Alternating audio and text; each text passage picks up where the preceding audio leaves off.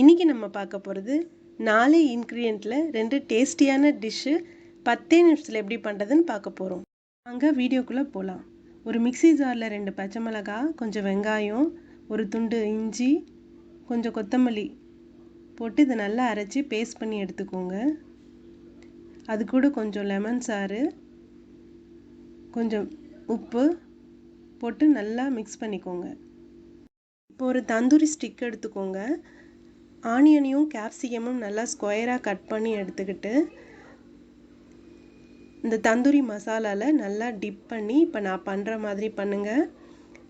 First onion, அதுக்கப்புறம் பன்னீர், அதுக்கப்புறம் capsicum, இந்த மாதிரி ஒன்றா இன்சர்ட் பண்ணிக்கோங்க. நான் பண்ணுற மாதிரி பண்ணுங்கள். அதுக்கப்புறம் ஒரு 5 நிமிஷமோ ஒரு 10 நிமிஷமோ அப்படியே ஊற வச்சுருங்க. அப்போ தான் அந்த மசாலாலாம் நல்லா உள்ளே ஊறி இருக்கும். அதுக்கப்புறம் இந்த மாதிரி பண்ணிக்கோங்க. அதுக்கப்புறம் கேஸை ஆன் பண்ணி ஒரு 5 செகண்டுக்கு ஒன்ஸ் அதை திருப்பி விட்டுட்டே இருங்க. நான் வந்து கேஸை ஃபுல் ஃப்ளேமில் வச்சுருக்கேன். உங்களுக்கு வேணால் மீடியமாக வச்சுக்கோங்க.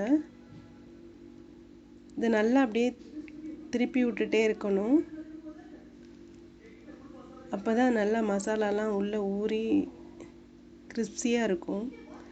இந்த மாதிரி வந்துடும். இப்போது அதை எடுத்துருங்க. எடுத்துகிட்டு இதை அப்படியே டிக்காவாகவும் சாப்பிடலாம். இல்லைனா சப்பாத்திக்கு இதை அப்படியே டிக்கா மசாலாவும் செய்யலாம். வாங்க மசாலா எப்படி பண்ணுறதுன்னு பார்க்கலாம். ஒரு பேன் வச்சுட்டு கொஞ்சம் பட்டர் போட்டுக்கோங்க. அது கூட இந்த பன்னீர் டிக்காவை போடுங்க.